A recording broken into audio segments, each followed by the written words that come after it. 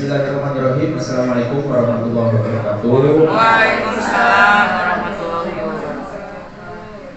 Selamat pagi Ibu Bapak Guru hebat. Pagi.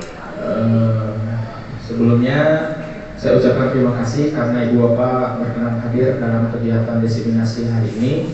Kebetulan ini adalah tugas saya dalam melaksanakan tugas di calon guru penggerak Angkatan 9 Kota Bandung. Nah, ini salah satu tugasnya adalah mensosialisasikan ataupun memberikan gambaran diseminasi kepada Ibu Bapak Guru mengenai budaya positif. Ibu Bapak Guru yang saya hormati, sebelum memulai acara, marilah kita panjatkan puji dan syukur kita kepada Allah Subhanahu wa Ta'ala, yang mana berkat rahmat, hidayah, inayahnya lah kita bisa berkumpul di tempat ini untuk belajar ya, sharing mengenai budaya positif. Tak lupa sholawat dan salam semoga tercurah limpah kepada junjungan alam Nabi kita Nabi Muhammad SAW, kepada keluarganya, kepada sahabatnya, kepada tabi'in-tabi'innya, dan semoga sampai kepada kita selaku umatnya. Amin ya Allah ya Rabbal alamin. Ibu Bapak Guru yang saya hormati, saya mohon maaf sesuai dengan apa yang selalu disampaikan oleh senior saya Pak Rudi. Saya bukan menggurui, ya, bukan mengajarkan Ibu Bapak Guru, tetapi mungkin ini sifatnya sharing, ya. Kalaupun dari Ibu Bapak Guru ada pendapat lain mengenai materi yang saya sampaikan, dipersilahkan. Jadi bukan artinya saya harus gini, Ibu Bapak Guru harus gitu, Ibu Bapak Guru tidak. Tetapi ini bersifatnya sharing. Kalau Ibu Bapak Guru di sini ketika ada materi ada yang boleh ditanyakan ataupun punya pertanyaan lain, dipersilakan untuk menanggapinya. Itu Ibu Bapak Guru ya. Oke, ini untuk temanya menyebarkan pemahaman dan penerapan pengalaman budaya positif oleh saya sendiri, Cicak Hidayat, CGP Angkatan 9 Kota Bandung. Kemudian ini konsep inti yang insya Allah akan kita sharing bersama-sama, akan kita bicarakan bersama-sama. Ini tentang perubahan paradigma belajar, kemudian disiplin positif, nilai-nilai kebajikan, kebutuhan dasar manusia, motivasi perilaku manusia, posisi kontrol guru, keyakinan kelas, dan segitiga restitusi. Nah, ini mungkin yang sedikit banyak akan kita bahas mengenai kegiatan budaya positif. Selanjutnya, nah ini mungkin sudah tidak asing lagi di benak Ibu Bapak Guru, terutama yang sudah mengikuti kegiatan seminar workshop tentang Merdeka Belajar, tentang belajar Pancasila. Di sini untuk pembelajaran paradigma baru atau kurikulum Merdeka itu merupakan pembelajaran yang berorientasi pada pengembangan kompetensi dan pengembangan karakter yang sesuai dengan dimensi profil belajar Pancasila. Jadi ini adalah perubahan transisi kurikulum pandangan kita, bagaimana kurikulum yang sebelumnya kurikulum 2013 ke kurikulum Merdeka ini yang mencakup 6 karakter ataupun 6 kemampuan yang harus dimiliki oleh siswa. Karena tantangan di abad 21 ini nanti lebih lebih cepat gitu ya, lebih cepat, kemudian sekarang lebih mobile gitu. Jadi diharapkan untuk siswa-siswi kita mempunyai 6 karakter ini, ya, dari bagaimana bertambah sampai ke mandiri. Ibu Pak Guru juga sudah paham isi-isinya seperti apa, karena kami juga sudah banyak mengikuti kegiatan-kegiatan untuk selanjutnya ini miskonsepsi tentang teori kontrol. Kita sebagai guru pasti menginginkan siswa-siswinya itu menjadi lebih baik, menjadi siswa-siswi yang memiliki akhlak yang baik, memiliki kemampuan yang baik, mempunyai sikap yang positif. Tetapi mungkin di beberapa sekolah ataupun ada beberapa di luar sana miskonsepsi tentang teori kontrol. Bagaimana kita mengontrol siswa, bagaimana kita mengarahkan siswa. Yang pertama, ilusi guru itu mengontrol murid. Jadi guru itu hanya tahu murid itu harus seperti ini. Kamu harus A, kamu harus B, kamu harus C. Ini ada kesalahpahaman Ibu Bapak Guru. Bagaimana kita untuk mengatasinya nanti kita akan bahas. Kemudian ilusi bahwa semua penguatan positif efektif dan bermanfaat itu semua kita berikan, tetapi kita tidak memahami bagaimana keadaan siswa, kita tidak memahami bagaimana posisi siswa, tapi karena kita melihatnya hanya berada di posisi sebagai guru, tidak melihat posisi sebagai siswa. Kemudian ilusi bahwa kritik dan membuat rasa bersalah mampu menguatkan karakter. Nah ini yang sering saya juga kemarin ketika materi ini banyak istighfar ya, Bapak Guru. Kenapa? Karena saya sendiri pribadi ini ketika anak melakukan kesalahan itu, saya langsung mengkritik, langsung menghakimi tanpa melihat apa posisi dia seperti itu. Jadi di sini ada sebuah konsepsi bahwa teori kontrol yang kita berikan itu kurang tepat. Kemudian ilusi bahwa orang dewasa berhak memaksa. Nah, ini juga ya kita sebagai orang dewasa karena merasa saya lebih berpengalaman dari anak saya misalnya, gitu ya. Kamu harus A, harus B, harus C. Saya guru, anak saya pun harus guru. Kan ini konsepsi ilusi bahwa orang dewasa berhak memaksa. Padahal anak tidak mau menjadi guru. Dia bakatnya misalkan jadi pemain band, misalnya, kemudian jadi pelukis ataupun jadi pemain sepak bola. Itu kehendak anak, tapi kita sering memaksakan. Dosen jangan jadi guru, jadi ASN, kayak ujangan, begitu bla bla bla. Itu ya, itu paradigma yang kita berikan kepada kepada anak kita. Tetapi itu paradigma yang kurang tepat. Ini yang jadi miskonsepsi tentang teori kontrol. Bagaimana untuk kita menghadapinya ataupun cara-caranya kita akan lihat untuk selanjutnya. Nah, di sini ada bagian stimulus respon dan teori kontrol. Untuk stimulus respon di sini dari yang pertama ada realitas kebutuhan kita sama. Jadi kita memandang kebutuhannya sama gitu ya. Mau si A, mau si B, mau si C itu sama kebutuhannya. Tetapi kita tidak melihat nih ketika teori kontrol itu berbeda. Ini ada realitas atau kebutuhannya itu berbeda. Ya, jadi untuk menghadapinya kita harus lihat di sini menggunakan teori kontrol yang tepat. Tidak hanya menggunakan stimulus respon yang kita berikan. Menurut kita baik, ya, tetapi tidak melihat anaknya. Jadi kita juga harus melihat bagaimana keadaan siswa dari realitas kebutuhan yang ada. Karena setiap siswa itu beda. Misalkan siswa itu hanya memang sudah orang yang berada, ya. Ketika kata si ribut ke anak kasih uang misalkan 5.000, anak itu kurang berkesan karena karena sebesar itu dari rumah, ya. Tetapi anak-anak yang misalkan mohon maaf yang di rumahnya misalnya tidak mempunyai uang jajan gitu ya, dikasih 2.000 ini merasa sangat berharga sekali karena di situ adalah sebuah realitas kebutuhan yang dimiliki oleh siswa itu berbeda dengan siswa yang lain.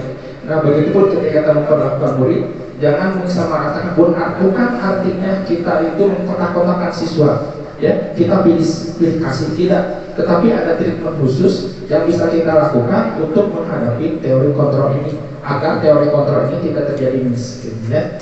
Ini untuk bagiannya mungkin Ibu Pak Guru sampai ke saya bisa mengontrol orang lain, ya harusnya tidak bisa mengontrol orang lain karena yang bisa mengontrol orang diri sendiri ya, diri sendiri gitu ya. Meskipun kata orang lain kamu harus A, harus B, harus C, tetapi dari kontrol dirinya diri sendiri tidak memahami, tidak meyakini akan tetap loss, ya. Nah, ketika anak-anak juga sama, ketika anak-anak melakukan kesalahan, ketika anak-anak melakukan sebuah pelanggaran, ya di lingkungan sekolah, kita sebisa mungkin menanamkan keyakinannya. Bagaimana caranya? Nanti kita akan bahas di selanjutnya. Ada juga untuk benar-benar. Nah, ini mengenai disiplin positif tadi. Disiplin positif sendiri itu berasal dari kata Latin discere yang berarti belajar. Kita sering bilang disiplin berarti harus. Disiplin itu berarti harus hukuman. Disiplin itu berarti harus patuh, harus taat, biasanya kan gitu ya. Tetapi dari kata dasarnya sendiri itu sebenarnya ada belajar. Disiplin itu belajar. Ketika ada ada kesalahan di prosesnya, itu tidak jadi masalah. Kenapa? Karena itu ada sebuah proses pembelajaran. Jadi jangan menghati gitu ya. Saya sendiri itu seperti itu ya. Saya juga harus banyak istighfar gitu ya, mempelajari materi ini karena saya sendiri berperilaku seperti itu gitu ya. Nah ya, ini artinya belajar. Disiplin diri bertanggung jawab terhadap apa yang dilakukannya karena mereka mendasarkan tindakan mereka itu pada nilai-nilai yang diyakininya. Pada nilai yang diyakininya. Kenapa? Karena apa yang mereka lakukan itu berdasarkan keyakinan sendiri. Nah, apa tugas kita? Tugas itu meyakinkan kepada siswa dengan melakukan kontrol yang positif, teori kontrol yang sesuai, tidak dengan keyakinan siswa yang melenceng. Nah, yang itu harus kita perbaiki. Kemudian disiplin positif adalah suatu pendekatan untuk menerapkan disiplin dari dalam diri anak tanpa hukuman dan hadiah. Disiplin positif perlu diterapkan baik dalam lingkungan keluarga maupun lingkungan sekolah. Dengan menerapkan disiplin positif, diharapkan tindakan kekerasan dapat dihindari. Nah, ini mungkin yang bisa kita lakukan. Sedang digembor-gemborkannya tentang bullying kemarin itu ya, bullying sedang di mana-mana sedang marak terjadi. Ini yang bisa kita lakukan dengan melakukan disiplin positif. Dengan apa? Melakukan pendekatan disiplin tanpa hukuman dan reward atau hadiah. Karena seseorang kalau misalkan dikasih hadiah, reward, terus ketika udah dapat, udah nggak pulang, beres istirahat, gitu ya. Tetapi dengan kita menanamkan disiplin positif kepada anak sendiri akan meyakini, oh saya ingat itu bukan hal yang baik, itu disiplin positif yang tidak saya sepakati. Nah, mengenai kesepakatan disiplin positif, nanti kita akan bahas juga tentang keyakinan kelas, ya, keyakinan kelas yang akan kita bahas. Nah, sebagai pendidik, tujuan kita adalah menciptakan siswa yang memiliki disiplin diri, sehingga mereka berperilaku mengacu pada nilai-nilai kebajikan universal dan memiliki motivasi intrinsik dalam perubahan perilaku ke arah yang lebih baik. Jadi nilai-nilai kebajikan itu banyak dibawakannya. Mungkin hal intinya kalau nilai kebajikan ini nilai yang baik, nilai-nilai positif. Kira-kira nilai-nilai kebajikan yang ibu bapak ketahui apa? Nilai kebajikan, nilai kebaikan. Contohnya, memaafkan. Oh, bayana luar biasa. Saling menghargai teman-teman. Itu juga ya suatu kebaikan ya. Menyayangi, mendengarkan pendapat orang lain, gitu ya. Tolong menolong, saling sayang menyayangi, saling hormat menghormati. Nah, disiplin itu juga sama, ya. Hal-hal yang baik, hal-hal positif yang baik itu dinamakan dengan nilai-nilai kebajikan. Itu ibu bapak guru ya. Yang juga luar biasa ya guru. Itu mau alim kan? Udah jelas tuh. Bukan dulu tuh guru yang 30. Luar biasa. Nah, selanjutnya ini untuk nilai-nilai kebajikan, ya.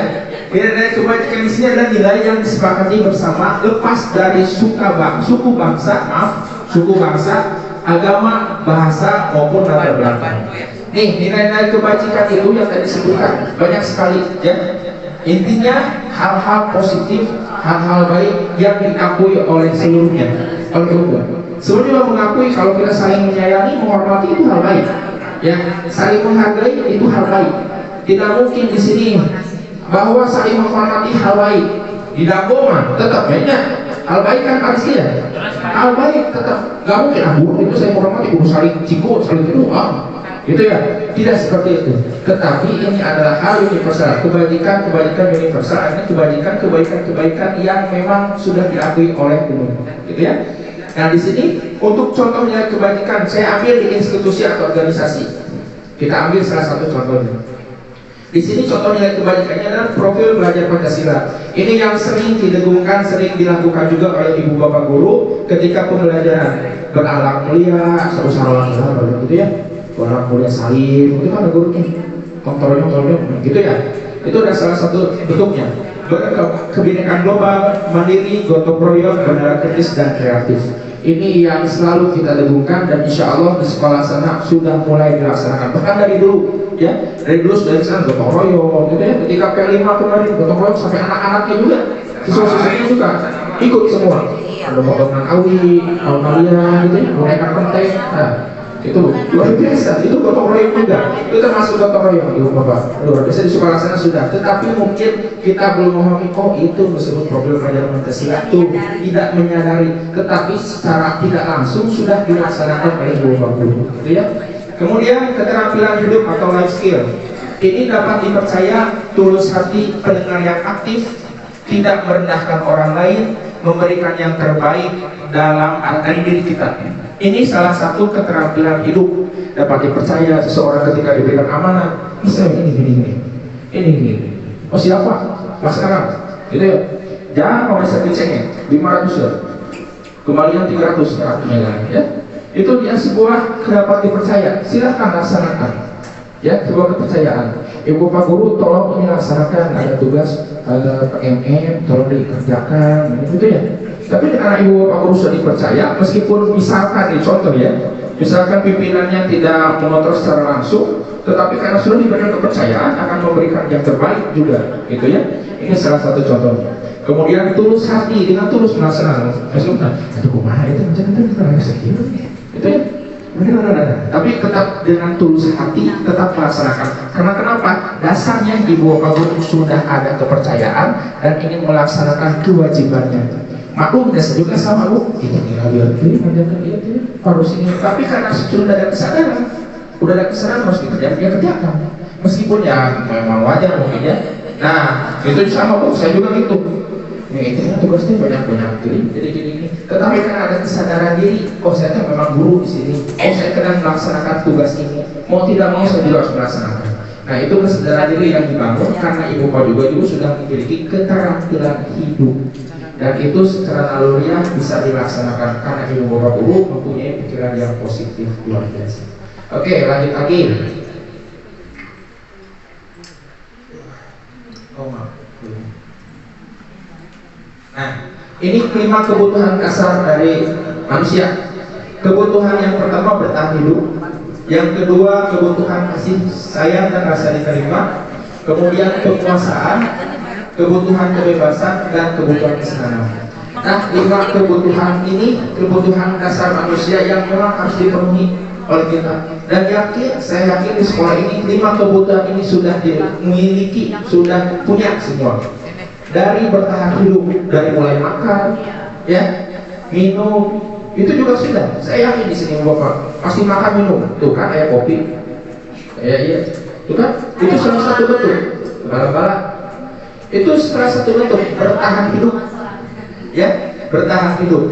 Kemudian kasih sayang dan rasa diterima, karena manusia itu sudah kodratnya, naluriahnya, sudah menjadi manusiawi. Rasa dicintai dan menyayangi, ingin dicinta dan mencinta, kan gitu ya. Iya kan ya? Memang gitu ya. Manusia itu sudah kodratnya, ingin dicintai dan ingin mencintai. Kan itu sudah berurusan, disayangi dan ingin menyayangi. Ya gitu. Ya kelawan ini misalkan. Tetapi rasa sayang ini universal ibu bapak. Kalau ke pasangan ya, tetapi rasa sayang ini macam-macam. Artinya secara umum universal.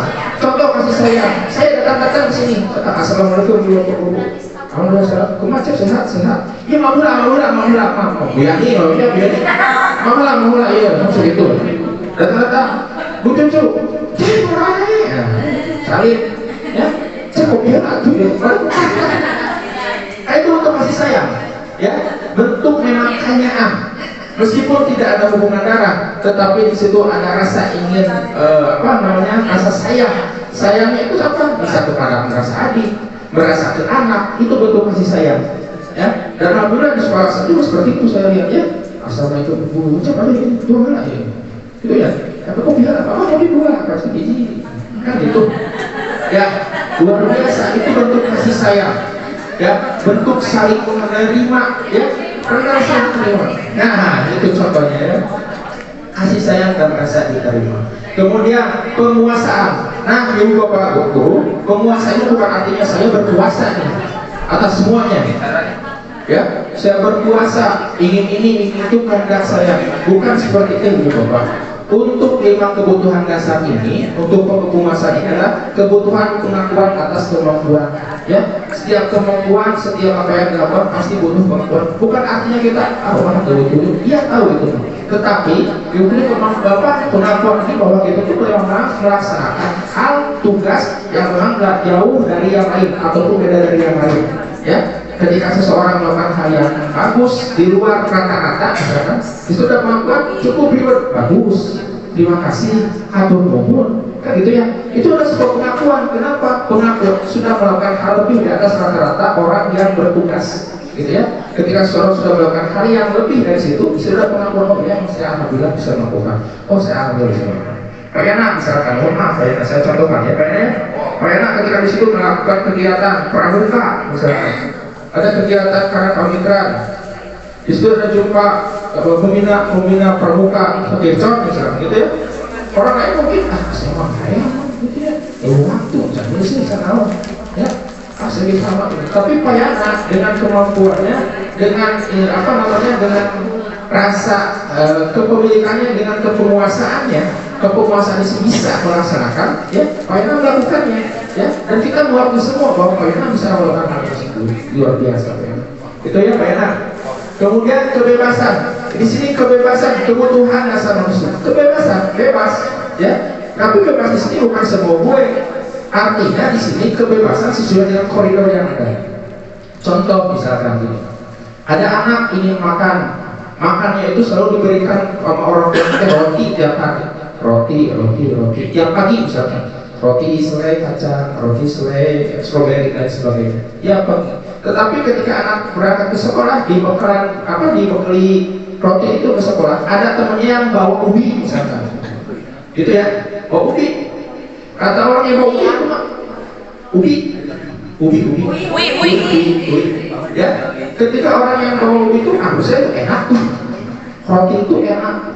Tetapi karena dia merasa bosan gitu ya, ada kebebasan ingin memakan ataupun ingin mencicipi ubi tersebut, nah itu memang naluriah.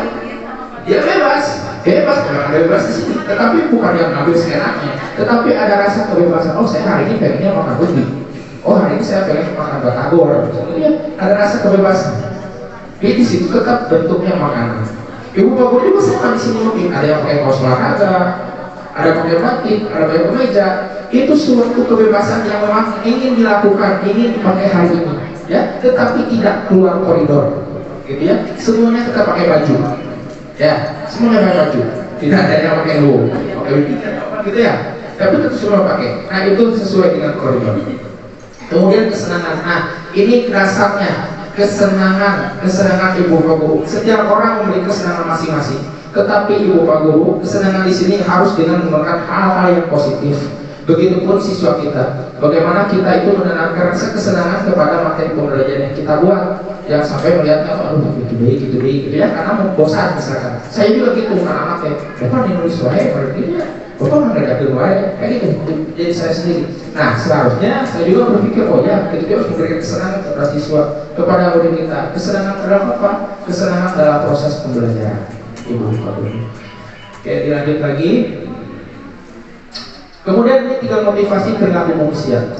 Setiap yang kita lakukan, setiap apa yang kita perbuat, pasti ada unsur motivasinya. Ada unsur kalau dalam polisi ada motifnya gitu ya, ada motifnya gitu. Dia melakukan itu motifnya apa sih? Kayak gitu ya. Nah, di sini ada 3 motivasi perilaku manusia. Yang pertama, seseorang individu itu melakukan sesuatu untuk menghindari ketidaknyamanan atau hukuman. Karena milih hukuman. Misalkan seseorang itu ingin naik motor, ya, tadinya tidak mempunyai SIM, tetapi karena takut dia itu kena hukuman, karena hukumnya ada di Indonesia itu setiap orang yang memiliki kendaraan bermotor harus mempunyai SIM, gitu ya. Karena ketakutan di situ hukuman, makanya seseorang itu bermotivasi untuk mempunyai SIM. Kurang lebih seperti itu. Kemudian di sini motivasi lainnya adalah untuk mendapatkan imbalan atau penghargaan dari orang lain. Ketika seseorang melakukan sesuatu, motifnya, saya mau ngambil ini ya, agar nanti dikasih ini. Saya mau kasih ini agar nanti ini. Saya mau ini agar mungkin ini. Nah itu adalah salah satu motivasi seseorang untuk mendapatkan imbalan atau penghargaan dari orang lain. Itu ibu pak gurunya. Kemudian yang terakhir, motivasi manusia itu untuk menjadi orang yang mereka inginkan dan menghargai diri sendiri dengan nilai-nilai yang mereka percaya, dengan nilai-nilai yang mereka yakini. Nah kembali lagi ke yang tadi, nilai-nilai yang diyakini, nilai-nilai yang dipercaya. Nah ini tulus, ya, tulus. Kenapa? Karena di sini orang itu bapaknya karena memang ingin menghargai diri sendiri, bukan ingin dihargai orang lain. Saya ingin hargai sendiri. Saya ingin berpakaian rapi, saya ingin menghargai diri sendiri. Ya. Coba ini pakai gespai, di gespayan gitu ya, yang miripin gitu. Saya pakai baju rapi gitu. Agar apa? Menghargai diri sendiri, bukan ingin dipuji gitu ya. Tetapi karena memang kita ingin menghargai sendiri, menghargai apa yang kita punya, menghargai diri kita sendiri. Nah, karena ini adalah ketulusan. Nah, dari ini yang menurut saya lebih bersifat lebih positif. Karena hal-hal positif yang dilakukan itu adalah hal yang memang berasal dari diri sendiri, bukan dari orang lain. Lanjut ibu bapak. Nah, di sini ada beberapa kata, beberapa apa namanya di sini beberapa istilah. Mungkin ada hukuman, konsekuensi, dan restitusi.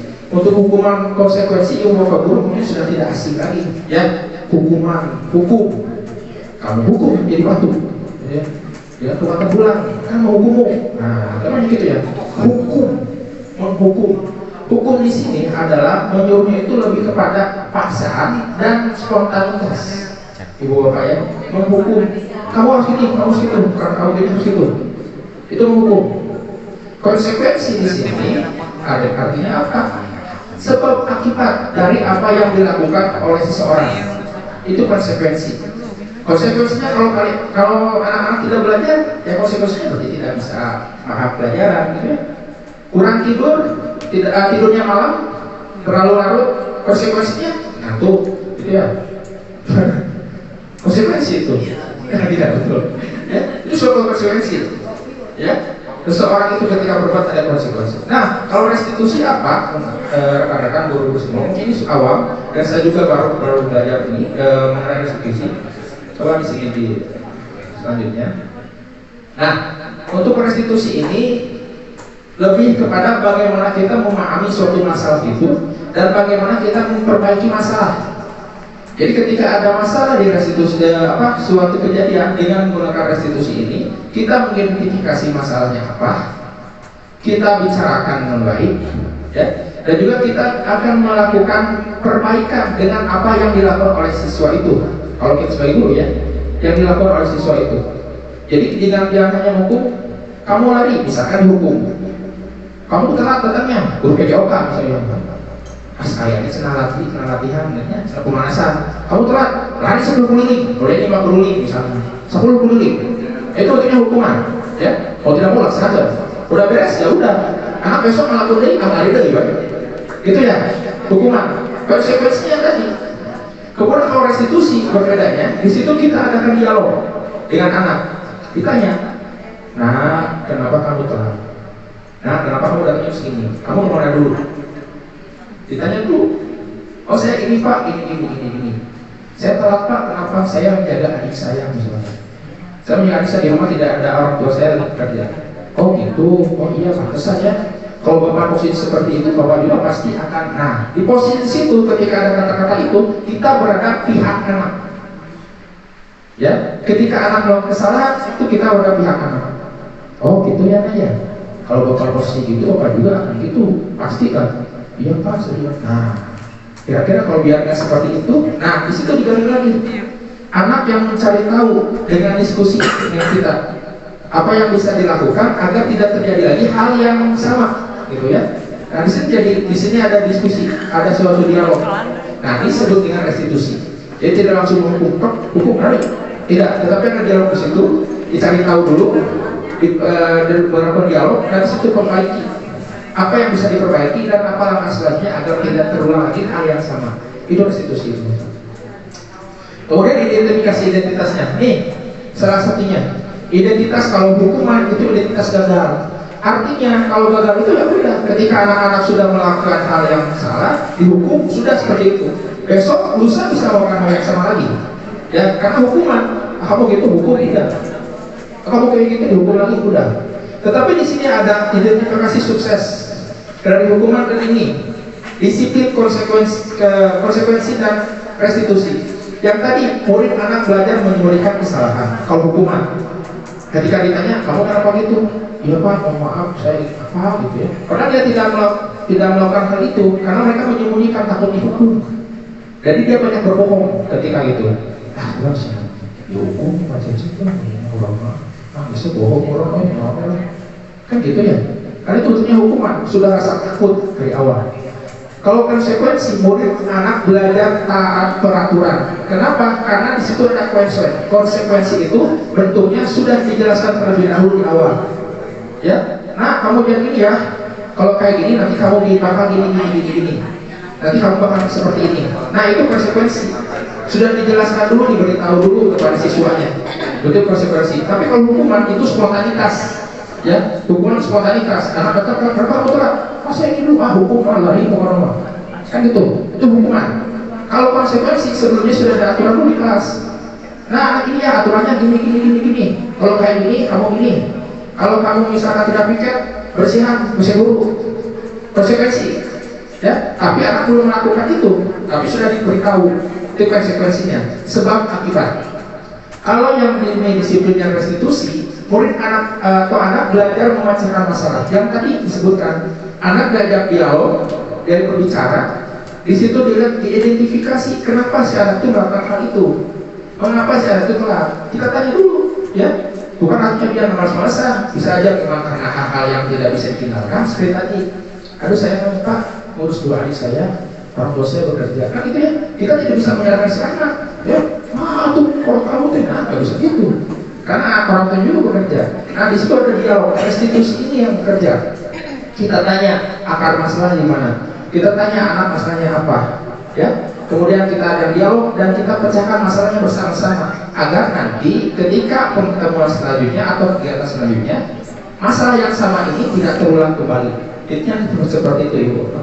Ini contohnya tadi saya kasih satu saja ya, yang tadi ya dapat para murid marah, bersalah, merasa rendah diri, mengasingkan diri. Ini kalau hukuman seperti itu, kurang teknis lah, hukuman, dosa. Nah, kan itu ya kalau hukuman. Kemudian kalau kehilangan hak waktu jeda seorang diri itu menjadi konsekuensi. Ketika dia melakukan hal yang salah, hal yang tidak sesuai, konsekuensinya berarti harus melakukan apa? Kayak tadi itu, ya. Kamu kalau misalkan kayak gini bersihin WC kalau nggak piket, bersihin WC, kan itu menyita waktu juga. Tetapi tidak diimbangi dengan kenapa itu terjadi, gitu ya. Nah, bisa disampaikan di mana? Bisa dicari di sini. Di restitusi, murid anak tidak kehilangan waktu namun bersemangat untuk memperbaiki diri. Nah itu yang disebut restitusi. Ketika mau kesalahan, adakan dialog, pemecahan masalah bukan hanya di guru, bukan hanya dari kita, dari orang dewasa, tetapi dari siswa juga, dari murid juga. Kita adakan dialog bersama-sama. Kenapa harus itu terjadi? Agar apa? Keyakinan diri, hal yang positif, disiplin positif bisa tertanam ke diri siswa dengan tanpa kesalahan. Itu dulu Pak. Lanjut lagi ya, Bapak. Nah, ini yang tadi posisi kontrol yang posisi kontrol yang dilakukan oleh guru atau orang dewasa. Di sini ada 5 posisi kontrol guru, ada pembuku, pembuat rasa bersalah, ada teman, pemantau, dan manajer. Ada 5 posisi kontrol. Coba di sini. Nah, untuk posisi kontrol guru, pembuku itu langsung tadi. Gak mau tahu pokoknya dihukum, udah salah. Ya, ini posisi kontrol guru yang pertama. Yang hukum, tidak mau tahu. Kemudian ketika anak mengesati posisi kontrol pembuat rasa bersalah, diberikan kata-kata yang memang di situ menjatuhkan diri anak, menjatuhkan harkat martabat anak. Makanya saya juga sering saya sering banyak istighfar belajar modul ini Ibu. Ini yang saya lakukan kepada siswa. Saya zolim kepada siswa. Apa yang lakukan saya kepada siswa itu betul-betul salah. Ini saya sendiri gitu ya. Saya boleh pengalaman saya sering saja ke Ibu semuanya. Ini yang saya lakukan. Jadi saya banyak beristighfar kegiatan ketika mempelajari modul ini. Ternyata bukan seperti itu yang dilakukan. Pembuat tersebut. Kemudian teman. Nah, posisi kontrol teman ini mengajak kita posisinya itu merasa teman gitu ya. Diajak, kamu kenapa seperti itu nih? Saya gini-gini. Ya udah nanti kita akan bahas. Ya, ada posisinya. Kemudian pemantau di sini melihat keadaan, lihat oh kamu seperti itu, kamu yang kayak gitu. Kamu harus kayak gini. Sok nanti mah kayak gini. Nanti ada contohnya ya di depan biar lebih paham lagi. Dan di sini ada manajer. Manajer di sini bukan hanya produk perusahaan ya, tetapi bagaimana kita itu memanage diri sendiri, memanage siswa, memanage lingkungan belajar kita. Bagaimana kontrolnya ini tidak terjadi miss ataupun menjadi salah gunakan kontrolnya, agar kontrolnya itu menjadi kontrol yang positif. Nah, masuk ke contoh yang tadi. Nih, Bapak Guru. Contoh penerapan 5 posisi kontrol. Yang pertama ini ada kasusnya seperti ini. Kasusnya siswa tidak memakai atribut lengkap saat upacara. Ini sering terjadi di kelas di sekolah kita.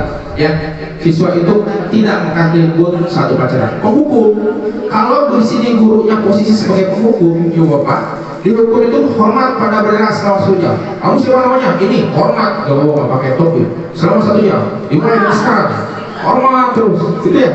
Ini bentuknya hukuman. Oke, ini contoh ya. Mau di sekolah senama aman barangnya. Kita akan, nah nanti kita akan lihat di sekolah satu posisi kontrolnya yang mana. Kita lihat nanti di akhir. Nah di satu, hormat pada bendera selama 1 jam. Ya, kemudian kasus yang sama, siswa tidak memakai atribut lengkap satu upacara, membuat rasa bersalah. Anak dipanggil dia, begini, berapa kali ibu bapak bilang, gitu ya. Kamu tidak tahu, kamu selalu saja mengecewakan bapak ini. Bapak kecewa kan? Kamu nggak mengerti perasaan bapak, kan gitu ya? Ya saya. Kamu nggak mengerti perasaan bapak kecewa mah. Ya kan? Beres dia kasih tahu kan? Dia rasa ini si bapak. Karena merasa bersalah, ya? Karena mereka merasa bersalah. Nah di sini kontrol, posisi kontrol guru sebagai pembuat rasa bersalah. Kemudian selanjutnya, untuk kasusnya masih sama, ibu bapak, siswa tidak memakai atribut lengkap satu upacara. Nih, kalau posisi kita sebagai teman, ya, sebagai teman itu posisinya, ayo dong, ketika bapak itu diajak diskusi, ajak ngobrol. Ayo dong, ikuti aturan sekolah. Tolong bantu bapak sekali ini ya, bantu nih.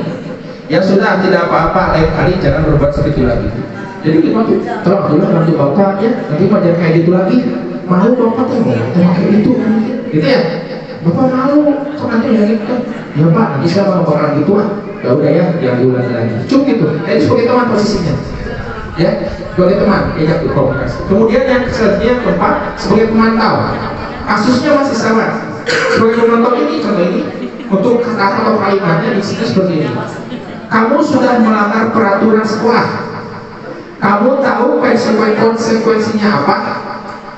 Saya tahu pak, gini. Nah setelah upacara kamu beri atribut ke koperasi dan jangan diulang lagi. Nah ini sebagai pemantau. Jadi memberikan sudah tahu, tapi dikasih tahu yang atur. Kamu begitu, melanggar peraturan, kamu tahu kayak gitu salah, dia salah. Ya udah, kamu jangan baper lagi. Udah, kamu beli atribut, beli topi, beli apa, agar tidak terulang lagi. Nah itu sebagai pemantau. Dilihat sana apa yang salahnya itu. Beda dengan teman-teman cukup memaafkan, gitu ya. Oh kamu kayak gitu, atau tolonglah saya. Oh iya pak, ya kalau mau kayak gitu, ya saya tolong lupa, ya kemarin gitu. Ya udah ya apa, silakan ke kelas lagi. Kan gitu, itu sebagai teman. Tapi kalau beda yang itu, pemantau itu memberikan lagi bagaimana agar tidak terjadi, tetapi dengan yang tadi sebelumnya, kamu sudah gini, sudah seperti gitu. Ada uangnya tidak ada nih dari bapak. Kan gitu ya, contoh pemantau yang baik. Nah, yang terakhir ada penerapan posisi kontrol. Ya manajer. Nah, kasusnya sama, siswa tidak memakai atribut lengkap satu upacara. Sebagai manajer, apakah kamu tahu posisinya ya? Diajak diskusi ini si siswanya itu. Apakah kamu tahu kesalahan kamu nak? Oh iya pak, saya tahu. Saya tidak memakai atribut. Atributnya apa? Topi. Oh ya udah tuh. Kira-kira bagaimana kalau kamu memperbaiki kesalahan kamu? Kan ditanya si anak. Oh pas saya nanti mah akan gini. Oh betul kayak gitu, betul. Bagus ya, bagus. Ya udah kalau gitu kamu nanti jangan seperti itu lagi ya. Nanti laksanakan apa yang kamu yakini tadi. Oh iya pak siap, tos. Udah. Terus sebagai manajer kita tanya juga kenapa hal seperti itu terjadi. Ya, bagaimana caranya agar kita? Oke. Tadi bisa disebutkan. Dari 5 posisi kontrol itu, Sukalaksana yang mana kira-kira? Yang mana Pak Doni? Yang mana? Yang ini. Yang manajer ya? Manajer berarti Sukalaksana itu sudah termasuk sekolah yang positif. Nah itu termasuknya luar biasa. Tidak cuma hukum, tapi budaya sudah positif. Kita tanya dulu, kita gali dulu, dan kita akan melaksanakan penerapannya agar tidak terulang lagi. Bagaimana caranya? Kita akan pikirkan bersama-sama. Luar biasa Sukalaksana. Lanjut. Kemudian ini posisi kontrol. Nah, tadi kan sudah belajar ya. Nah, posisi kontrol. Di sini ada kata, ada suatu peristiwa. Kita ini aja lah merefresh apa yang barusan di kita pelajari. Ada kata seperti ini misalnya dari guru lah ya. Saya kecewa sekali dengan kamu. Nah, ini kira-kira posisi kontrolnya apa ini, Bapak Guru? Posisi kontrolnya apa? Dari 5 tadi. Membuat rasa bersalah katanya. Ada lagi? Yang lain? Saya kecewa sekali dengan kamu. Itu ya. Ada lagi? Udah? Bu Ina ada? Oh sama ya. Kita lihat. Oke, nih betul. Membuat rasa bersalah. Tepuk tangan buat ibu kamu hebat luar biasa. Betul ya? Sudah kecewa kita lihat. Aduh, jadi nanti bapak karunya kecewa mungkin belum mikir, ya? Karena ada kecewa di situ. Kemudian lanjut ibu bapak. Nah, kamu tidak pernah benar melakukannya. Kira-kira apa nih? Penghukum kata Bu Fitri. Ada lagi yang lain Ibu Guru? Setuju? Memantau katanya tuh. Ada yang lain? Oh, penghukum juga. Kita lihat bersama-sama. Kamu tidak pernah benar melakukannya. Penghukum. Ini maksudnya penghukum. Boleh tepuk tangan ya, luar biasa. Lanjut, masih ada lagi nih. Nih, satu lagi. Posisi kontrol apakah aku ketika ada ini? Apa yang caramu untuk menyelesaikan masa ini? Sebagai manajer, kenapa langsung tahu? Karena Subalaksana sudah melaksanakannya dengan baik. Nah, manajer, ya, ini udah nggak asik lagi. Udah saya lakukan, Pak, ini sekolah kita mah. Jadi udah nggak ada lagi, nggak asik. Ya, luar biasa. Nah, Ibu Bapak Guru, berkenaan dengan tadi apa yang dilakukan oleh siswa, kesalahannya, gitu ya. Bagaimana treatment kita? Di sini ada keyakinan kelas, ya. Keyakinan kelas mungkin ada yang pernah dengar atau yang mungkin pernah melakukannya tetapi tidak sadar ataupun tidak tahu itu keyakinan kelas. Di sini ada pertanyaan, mengapa keyakinan kelas? Mengapa bukan peraturan kelas? Kira-kira kenapa Ibu? Peraturan Ibu kan tahu mungkin ya. Peraturan tidak tertulis itu apa? Ya, ada peraturan. Mengapa keyakinan kelas bukan peraturan kelas? Ibu Bapak Guru, untuk peraturan kelas itu biasanya lebih ditekankan ketika ada peraturan itu pasti ada konsekuensi, ada hukuman, ada hal yang harus dilakukan, harus ditebus istilahnya. Kamu akan hidup terus ini, gitu ya. Tetapi untuk keyakinan kelas, ini keyakinan yang memang dimiliki oleh siswa. Keyakinan yang positif. Dari mana itu? Berasal dari siswa sendiri. Motivasi dari siswa sendiri. Ya, itu dibicarakan bersama-sama antara guru dan juga antara murid. Di situ terjadi interaksi. Nah, makanya sebut keyakinan. Tapi anak harus yakin dulu. Betul tidak ini yang dilaksanakan oleh anak-anak itu betul tidak? Oh, saya betul seperti itu. Kalau keyakinannya sudah tertanam oleh diri siswa sendiri, maka yang dilaksanakan pun akan tidak menjadi beban. Karena sudah keyakinan. Saya yakin gitu. Seperti rasa lapar. Saya lapar. Saya harus makan. Ya, karena itu sudah kebutuhan. Nah, begitupun dengan keyakinan kelas. Kalau di sendirinya sudah yakin, sudah percaya bahwa itu hal baik untuk diri dia sendiri dan untuk orang lain, otomatis dia akan melaksanakannya tanpa ada beban. Kalau peraturan mau tidak mau, karena kita harus gitu ya. Karena itu peraturan. Ibu Bapak, bisa dimengerti ya, Ibu Bapak. Untuk keyakinan kelas. Nah, untuk menentukan keyakinan kelas, kemarin saya sudah melaksanakan, tapi mohon maaf videonya tidak saya tayangkan, masih di laptop ya. Nanti insya Allah bisa saya share lah untuk videonya, video penonton keyakinan kelas. Jadi awalnya siswa-siswinya itu kita beritahu dulu bahwa kita akan mengadakan keyakinan kelas. Kita sampaikan tuh keyakinan kelas itu untuk apa, tujuannya untuk apa, disampaikan kepada siswa.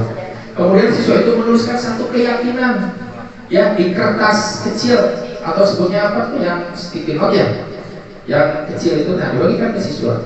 Siswa menuliskan apa keyakinan kelas tapi dalam bentuk kata positif. Contoh, kalau dilarang buang sampah sembarangan, itu bentuknya negatif.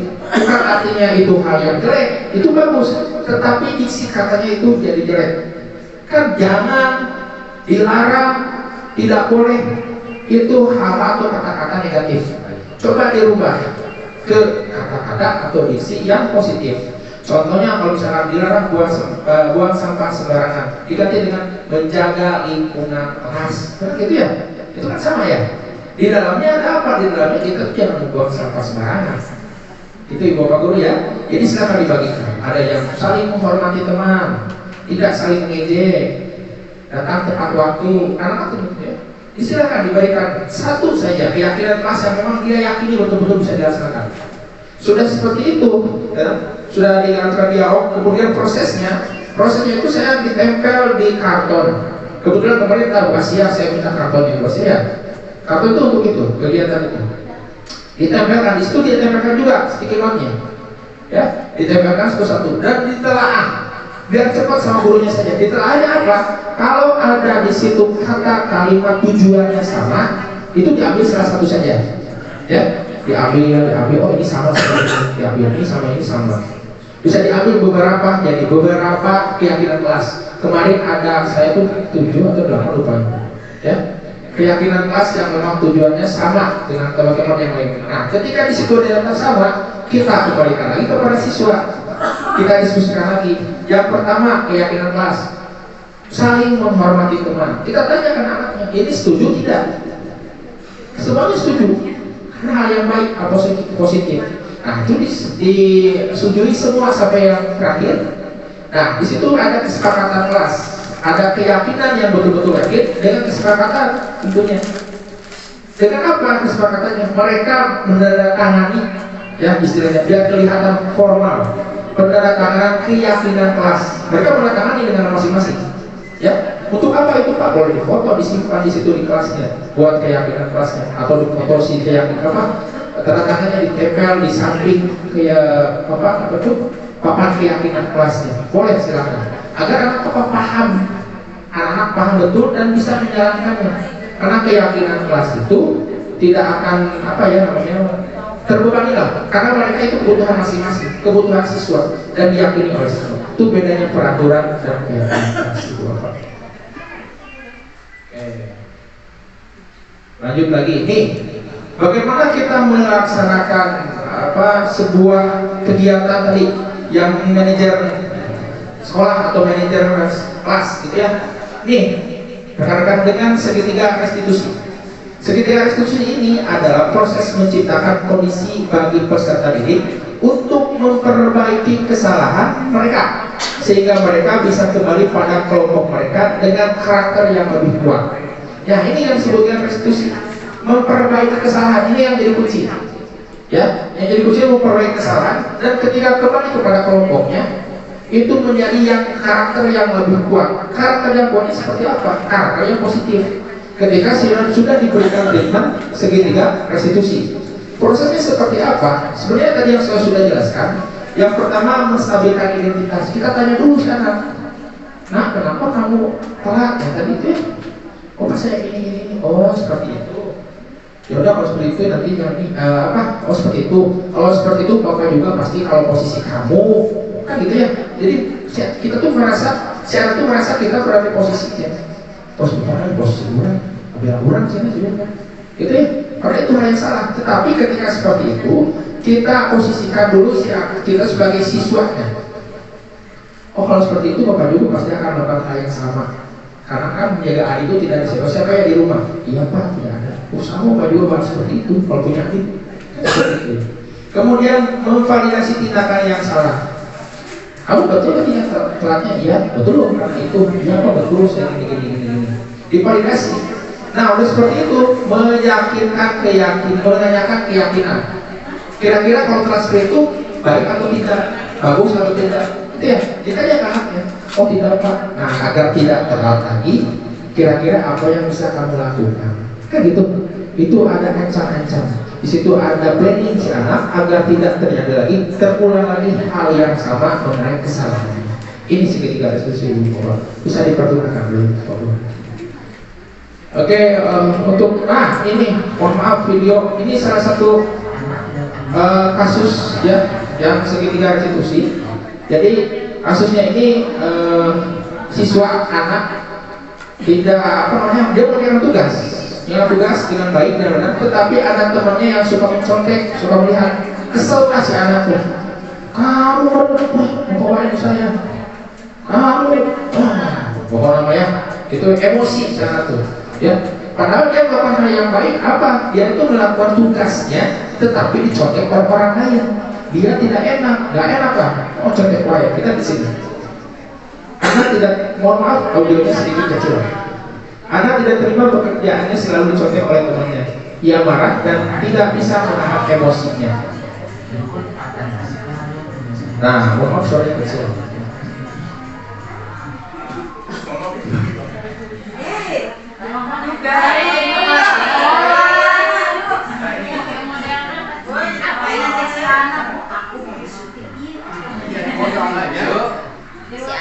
Suaranya ini ya. Jika wakil wali kota itu pejabat teras. Nah ini menstabilkan identitas kitanya tadi ya. Ya mohon maaf Bu, aduh suaranya. Ya sebentar lagi pada Pak Andi sesuai. Amin. Mati kolot. Makanya makan hari tidaknya saya sudah pakai tos gitu. Nah, ini ya. Jadi kita akan dialog Ibu Bapak antara kita dengan siswa yang bermasalah ya, agar tidak terjadi lagi hal yang demikian dan bagaimana cara kita memperbaiki. Nah, validasi tindakan yang salah. Dia menceritakan di validasi, kenapa hari itu kamu ngebrak meja, nyarikan temen. Dia teh ceritain, Pak, ini saya teh gini-gini karena gini, dia teh nyontek, saya teh nggak enak, emosi lah saya Pak. Nah, gitu divalidasi ini kesannya. Kita siapa saya? Kenapa? Lupa lah, malah. Divalidasi ini kesannya, ya.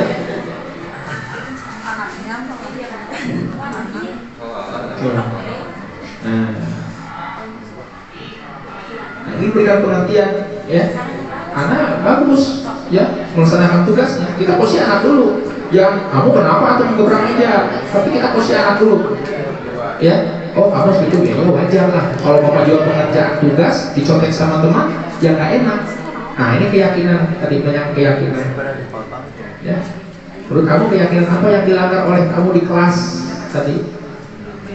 Nah, saling menghormati, karena itu sudah ada keyakinan kelas, saling menghormati antar teman, menghargai antar teman, ya. Nah, berikan pengingat lagi, diingatkan kembali dengan keyakinan kelas tadi. Anak sendiri nanti yang apa namanya, yang akan memperbaiki dengan nalar dia sendiri, dengan diberikan stimulus oleh kita, dengan kata-kata pengingat kita.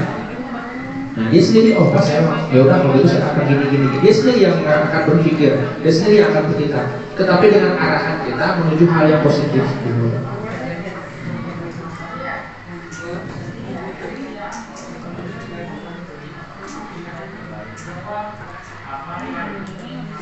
Suaranya kurang. Ya suaranya, mohon maaf nanti bisa lihat di YouTube lah upload. Ya, bisa di share and subscribe. Subscribe dulu.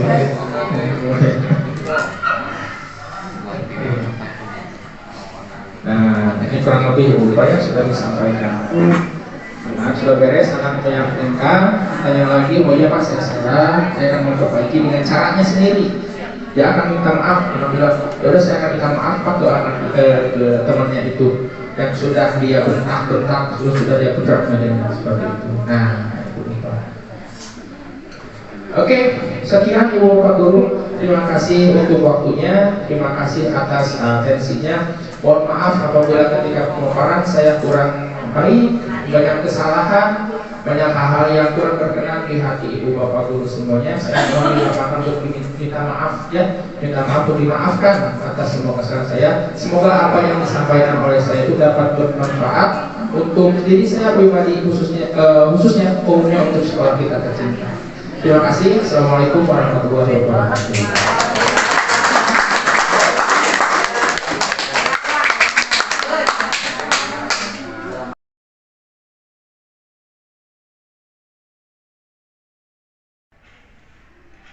Assalamualaikum warahmatullahi wabarakatuh. Saya Rizky Amari, rekan dari Bapak Cecep Hidayat, CGP Angkatan 9 Kota Bandung. Alhamdulillah setelah tadi mengikuti diseminasi tentang disiplin positif, sangat berkesan bagi saya khususnya dan umumnya bagi rekan-rekan kerja, rekan-rekan guru di SD 160 Sukalaksana, yang dimana dalam disiplin positif ini mungkin banyak paradigma guru itu yang hanya mementingkan atau mengedepankan emosi semata tanpa melihat apa nanti dampak kedepannya jikalau kita menggunakan hukuman, yang jikalau kita menggunakan hukuman itu mungkin dampak kepada anak akan tidak lebih baik. Nah, tadi yang paling berkesan bagi kami bahwasanya ada dalam disiplin positif ini yaitu restitusi, yang dimana jikalau kita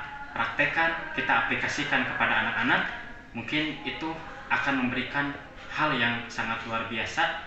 Jadi si anak akan lebih baik lagi ketika melakukan kesalahan, ketika ada kesalahan, sehingga anak itu tidak merasa didiskriminasi secara mental, akan tetapi diingatkan mentalnya, disehatkan, sehingga boleh jadi bisa dibahasakan dengan pendidikan itu memanusiakan manusia. Karena sejatinya disiplin positif itu, mendisiplinkan itu bukan tentang si anak itu menurut kepada kita, tapi tentang si anak itu bisa lagi kembali berbalik pikir kepada dirinya agar melakukan hal yang lebih baik.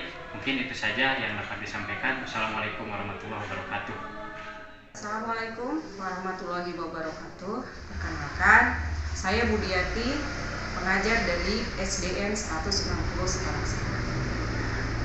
Saya ingin menyampaikan pandangan saya mengenai diseminasi budaya positif di lingkungan sekolah yang tadi dipaparkan oleh rekan saya, yaitu Bapak Cecep Hidayat SPD. Saya sangat terkesan dengan pemaparan beliau. Karena apa? Pandangan saya tentang diseminasi budaya positif di sekolah itu awalnya saya tidak pernah tahu bahwa peran penting guru awalnya hanya sebagai pendidik yang harus jika anak salah itu harus dihukum. Ternyata begitu mendengarkan pemaparan yang begitu komplit, yang begitu bagus tentang diseminasi tersebut, berarti pandangan saya selama ini salah. Untuk Pak Cecep, pembiasaan-pembiasaan tadi yang dipaparkan itu yaitu hal yang baik mencakup sikap, perilaku maupun tutur kata dari seluruh warga sekolah, ternyata itu adalah harus konsisten. Kenapa? Karena hukuman dari guru ternyata belum tentu juga baik bagi siswa.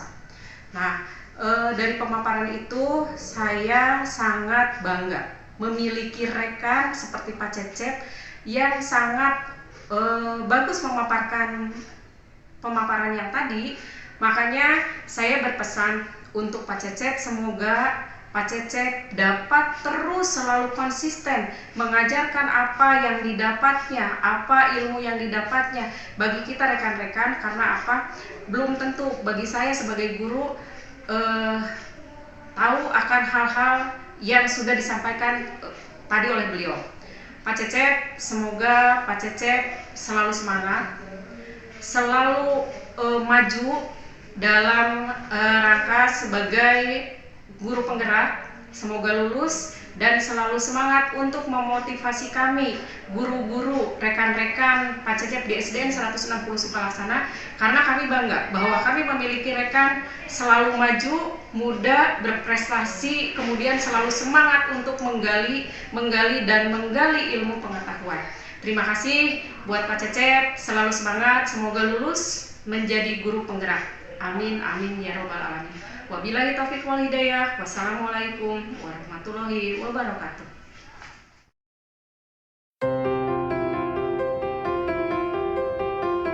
Bismillahirrahmanirrahim. Assalamualaikum warahmatullahi wabarakatuh.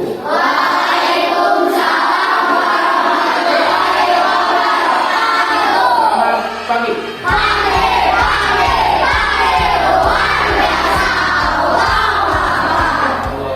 Oke, anak-anakku, untuk kesempatan hari ini kita akan mencoba membuat keyakinan kelas, ya.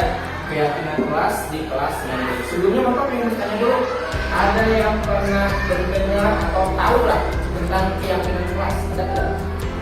Belum ya? Belum pernah mendengar tentang keyakinan. Kalau misalkan tentang peraturan kelas, pernah?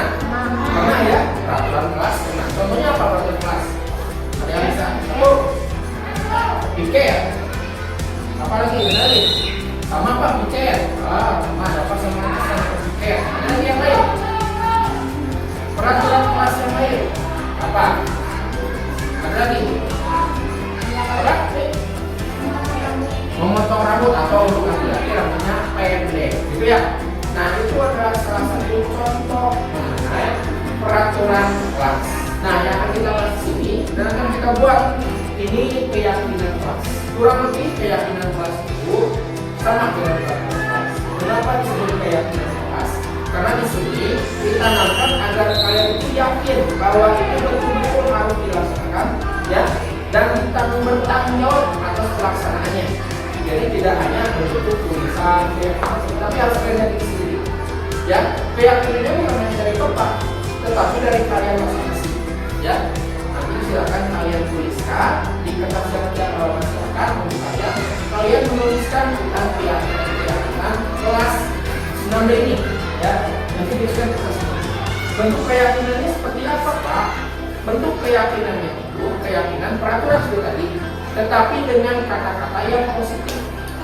Contoh, misalnya Bapak ya, contoh ya. Dilarang membuang sampah sembarangan. Kan gitu ya. Sering ada tuh. Itu kalimatnya itu bentuknya negatif. Kenapa? Karena dilarang, jangan, tidak boleh, itu negatif. Ya, harusnya kalau maknanya itu sama. Contohnya kayak tadi. Kita ubah ke dalam kalimat yang positif. Contohnya jaga kebersihan kelas dan seperti itu. Ya, menjaga kebersihan kelas itu juga termasuk tidak membuang sampah sembarangan. Gitu ya. Contoh yang lain misalkan kalau kalian membuat misalkan jangan mencontek atau tidak boleh mencontek, itu contohnya. Itu kan kalimatnya negatif ya. Jangan, tidak boleh, itu bentuknya negatif. Tapi dirubah misalkan jujur, kan itu ya. Bersikap jujur, itu kan bisa masuk. Oke? Nah, ini yang akan kita terapkan di keyakinan kelas. Di kelas kita, silahkan nanti kalian tuliskan keyakinan kelas masing-masing satu saja. Saya Pak untuk ketertiban, untuk kemaslahatan, untuk lebih baik kelas ini, keyakinan kelas ini harus saya proses seperti ini. Silahkan tuliskan satu keyakinan kelas ini. Apapun tentang misalkan kalian kebersihan, tentang hormat menghormati, misalkan ada bapak, kalian dan lingkungan sekolah, misalkan ya, harus saling menyayangi. Untuk kalian, untuk bapak kalian misalkan harus saling menghormati. Itu yang termasuk keyakinan kelas. Kalau kalian misalkan tidak saling menghormati, tidak saling menyayangi, atau teman-temannya ada yang berantem, apakah itu keyakinan kelas atau bukan? Bukan, karena tidak tertanam keyakinan di diri kalian bahwa kita tuh harus saling menyayangi, harus saling menghormati. Gitu ya. Nanti silakan kalian tuliskan berdasarkan apa yang kalian yakini. Tapi bentuknya harus porsi. Jadi kami ya, ada yang mau tanya dulu? Tidak ada? Kalau tidak ada, bapak bagikan ini satu orang. Nanti kalau sudah dibagikan, kalian tuliskan. Nanti kita akan tempelkan di sini. Ya, kita tempelkan di dalam bagan keyakinan kelas 6D SDN 110 Sukarasa. Kita akan tempelkan semuanya. Dan kita lihat kalau ada di situ maknanya sama, ya kita ambil satu-satu saja. Kalau maknanya sama, misalkan salah satu yang menyebutkan misalkan harus saling menyayangi antar teman. Terus yang teman yang satu lagi harus saling menyayangi di lingkungan sekolah. Itu kan sama ya, saling menyayangi. Kita ambil salah satu saja. Bukan artinya satu dibuang tidak, tapi kita perlahan lagi satu. Bisa ditarik ya. Nanti kita tempel, kita diskusikan bareng-bareng. Kalau misalkan semuanya kesepakatannya ini, Pak, saya ini setuju karena begini. Pak, yang ini saya tidak setuju. Menurut saya ini begini. Boleh silakan. Kalian punya pendapat kalian, silakan kembangkan apabila tidak setuju dengan pendapat teman. Oke? Bisa dipahami? Oke, kalau bisa dipahami, Bapak bagikan juga. Satu orang.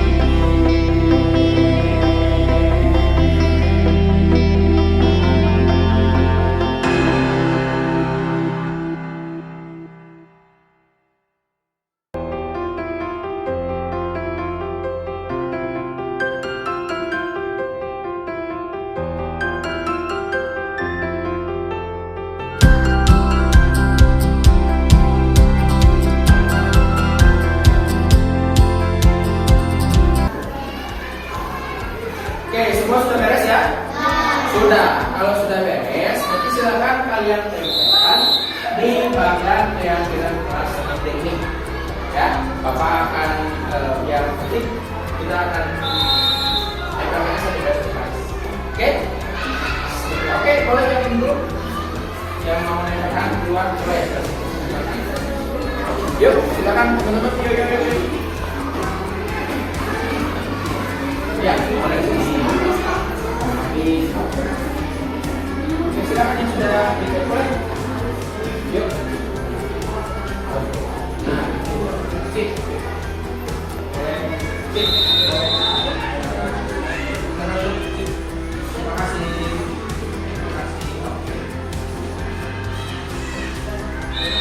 Oke, dari sini silakan.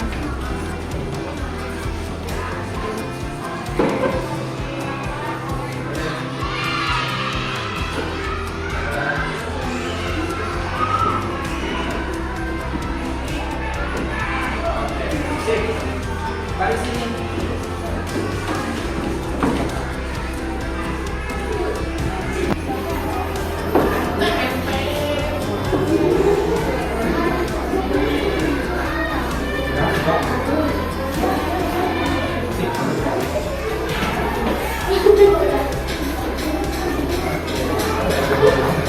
Oke, dari sini.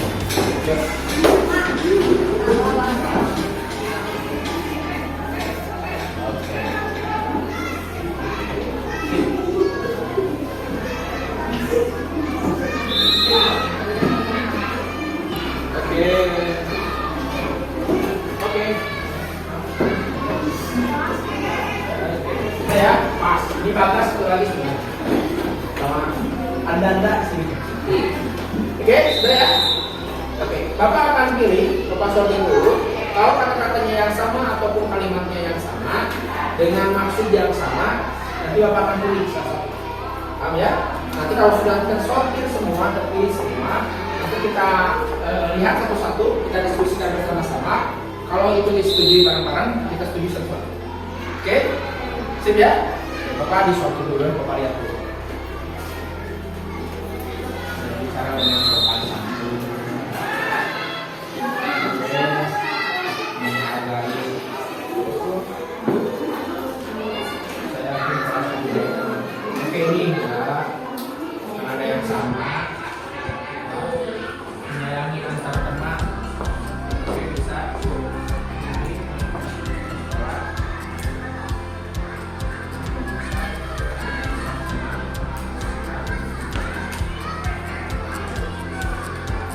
Ini bisa sama, ada yang sama ini ya. Bukan artinya ini jelek ya, teman-teman. Tapi ini karena ada yang sama kata-kata atau maksudnya. Harus semangat di sekolah. Sip.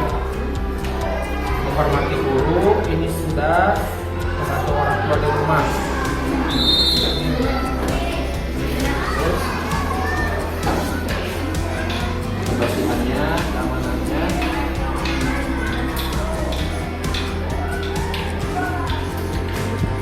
Anak kelas 6 nih, perhatikan. Ini sudah tertulis 1, 2, 3, 4, 5, 6, 7, 8, 9, 10. Ada 10 keyakinan kelas yang kalian buat paparan kedua.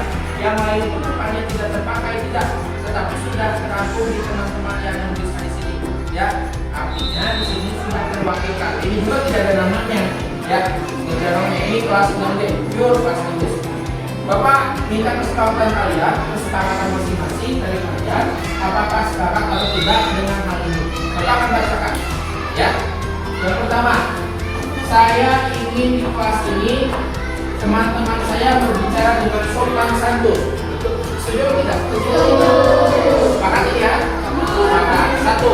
Yang kedua, tidak membedakan teman yang berbeda agama, ras, suku, warna kulit dan lain-lain agar selalu hidup rukun semuanya. Setuju? Oke, kedua. Yang ketiga, harus saling menghargai sesama teman dan saya ini kelas ini lebih baik lagi. Ini artinya yang lebih menghargai teman. Yang menghargai teman, setuju? Lanjut, kita harus selalu menjaga lingkungan di sekolah dan kelas. Setuju? Setuju ya? Selanjutnya, kita harus menyayangi antar teman. Setuju? Setuju juga? Setuju. Lanjut, yang selanjutnya ini lebih, yang lain ada poin, ini ada beberapa poin. Bapak ambil poin yang keempat saja, karena ini memberi keyakinan kelasnya lebih dari 1, ada 5. Biasa tidak apa-apa ya. Bapak ambil di sini yang jadi patokannya yang tidak berkelahi. Setuju? Oke, setuju. Tetapi lihat apakah kalimatnya bentuknya positif negatif? Negatif. Tidak berkelahi. Kalau tidak berkelahi, untuk biar katanya menjadi positif, jadi apa kira-kira? Tidak berkelahi. Jangan, kalau jangan positif negatif. Negatif juga ya. Tidak boleh. Berarti ganti apa? Kalau dari teman-temannya itu harus apa? Kalau saling menyayangi, siapa lagi? Harus. Kalau tidak ribut berarti apa itu? Kalau tidak ribut berarti apa? Hidup rukun. Betul ya? Hidup rukun berarti yang ini yang tidak berkelahi, maksudnya itu ke teman-teman yang tadi memasukkan hidup rukun. Nanti diubah saja ini ya. Hidupnya menjadi hidup rukun. Ya? Yang ini sepakat hidup rukun? Setuju? Sepakat? Sepakat. Oke, lanjut. Yang selanjutnya ini kita harus mengerjakan tugas dari guru, menghormati guru dan memperhatikan guru ketika menerangkan materi. Setuju? Setuju. Lanjut juga. Kita harus bersemangat ke sekolah agar saat belajar tidak mudah lupa. Setuju ini? Semangat belajar. Setuju. Nah ini juga banyak, ya. Nah masuknya Bapak di sini tidak mencampurnya. Ini kurang lebih sama dengan yang ini. Ada kata-kata nih kayak ini. Hidup rukun dan taat aturan. Yang ini masuk, ya. Jadi yang ini teman-teman yang memasukkan tadi yang hidup ataupun tidak berkelahi, maksudnya ke hidup rukun yang tadi teman-teman kalian masukkan di sini. Ya, Bapak satu kali ini Bapak cabut agar menjadi contoh. Setuju yang ini hidup rukun? Setuju. Kemudian yang terakhir di sini datang ke sekolah tepat waktu. Setuju? Setuju. Oke, jadi ada 1, 2, 3, 4, 5, 6, 7, 8, 9. Keyakinan kelas 6D. Apakah kalian setuju dengan 9 keyakinan kelas ini? Bapak tanya sekali lagi ya. Apa kalian yakin dengan keyakinan kelas SDN 160 Palaksana kelas 6D ini? Kalau setuju, di sini Bapak ada surat pernyataan keyakinan kelas. Nanti kalian ingat isi saja nama kalian dan tanda tangan. Saya pamit. Oke? Sip? Oke, Bapak